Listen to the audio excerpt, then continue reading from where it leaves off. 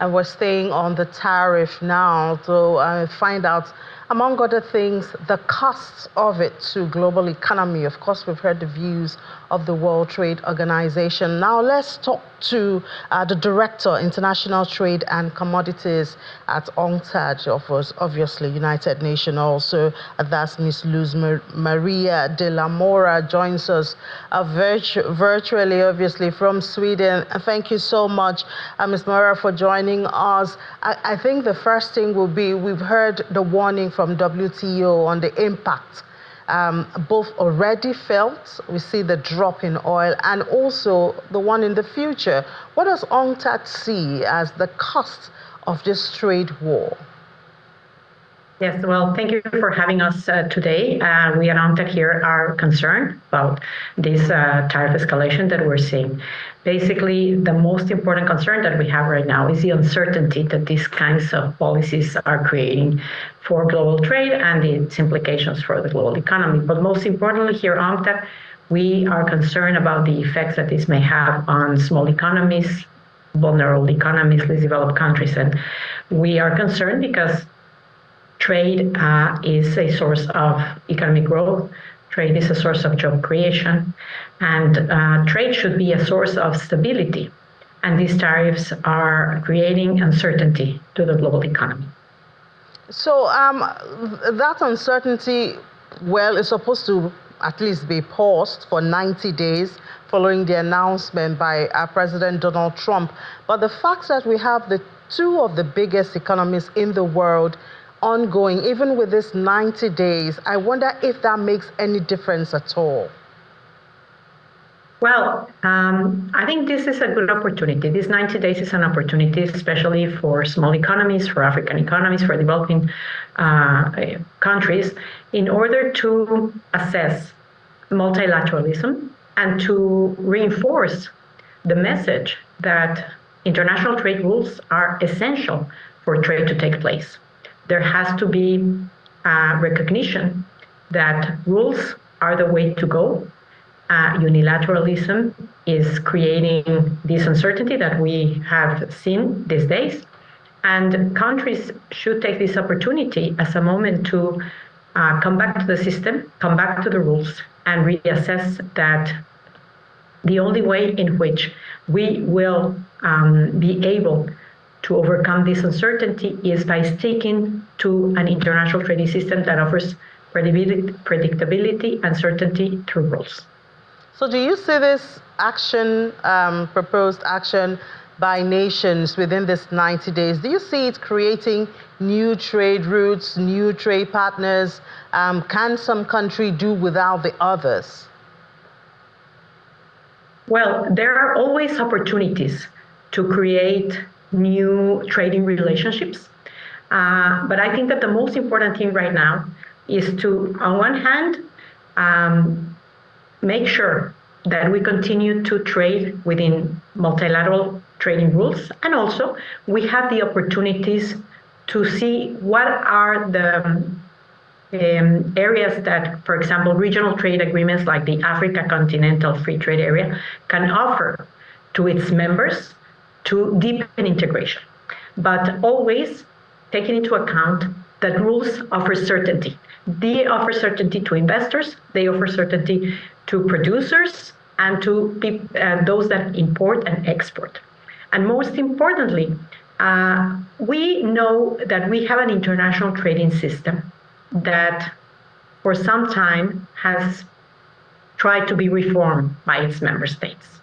We know that what we have today is beyond perfect. We know that it has shortcomings, but I think that this is also a moment to realize that we have to move forward with probably new rules, with new ways of promoting integration, but through multilateralism. So you talked about AfCFTA, and that has been on for a bit, but it does seem like African countries are unable to maximize the platform and the opportunities there. What would you say the African continent is missing in maximizing the AfCFTA? The AfCFTA needs to have a long-term vision. Investments take time to reap. Trade takes time to build. Value chains take time to build, but we need to keep a vision. And the vision has to be there. The vision has to be through trade, we can promote investment, we can create new market opportunities, we can create new jobs, and we need to go and continue through the same path, the path of certainty and the part of predictability. And this gradually here at UNCTAD, we have done different kinds of analysis, and we have seen that AfCFTA has the potential of creating more than $7 billion in trade among members. It also has the potential to reduce the cost of doing business among the members of the AfCFTA because it offers transparency on what are the rules and regulations that goods and services have to comply when entering other markets. I think that we should not lose the pathway that AfCFTA has decided for Africa, and we need to deepen the way forward.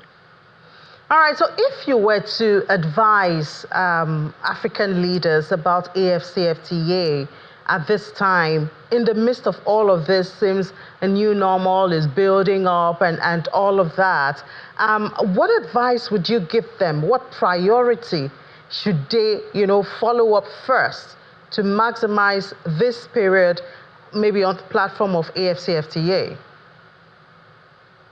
Well, our advice from UNCTAD would be stick to the rules that you have negotiated. Do not deviate from what you have already offered to the business community. Support the small and medium-sized companies.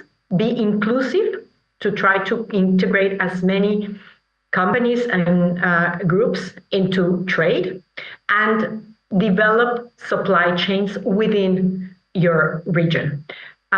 We have seen that regional trade and trade among neighbors has a huge potential for economic growth, job creation, and also for development of supply chains within the region. And that has a very long-term capacity to endure and to be able to face other kinds of challenges that come from outside the region.